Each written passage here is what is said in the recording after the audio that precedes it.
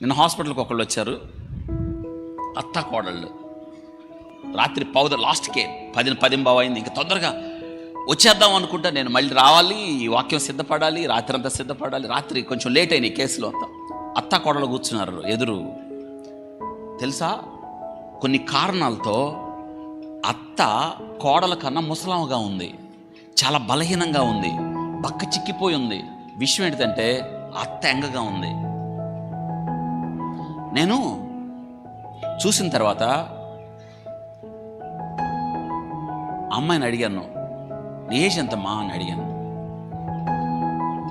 ఇది వయసు అని చెప్పింది. What happened? నువ్వు అలా ఉండకూడదే, మీ అత్త చాలా యాక్టివ్గా ఉంది, మీ ఇద్దరిని పక్కపక్క చూస్తుంటే నీకు ఒక విషయం అర్థమవుతుందా? చాలా కారణాలు చెప్పిందండి అమ్మాయి. ఆ పరిస్థితులు అమ్మాయిని బలహీనం చేశాయి. Losing her grammar, her vigour, her strength.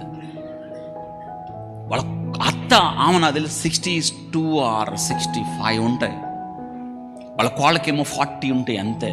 కానీ అత్త కన్నా పెద్దదిలా కనిపిస్తుంది. ఎందుకంటే సమస్యలు.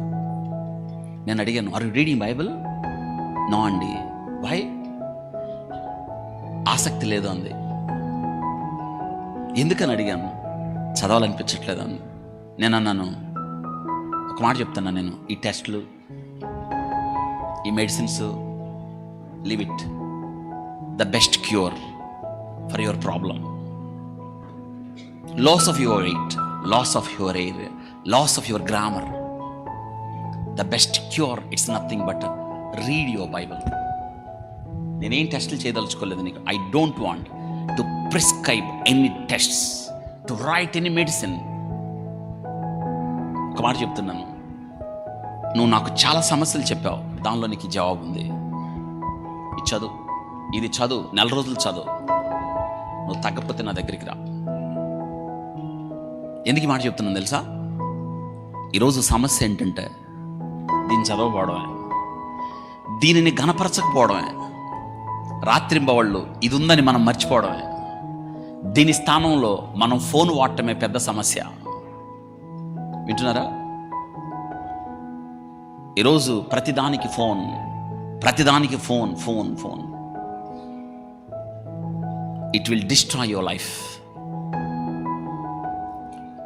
ఇది నిన్ను బ్రతికిస్తే దీని స్థానంలో ఏదొచ్చినా, వాట్ ఎవర్ ఇట్ మే, ఏదన్నా రానియండి, అది మిమ్మల్ని డిస్ట్రాయ్ చేస్తుంది. It's best cure for Christianity.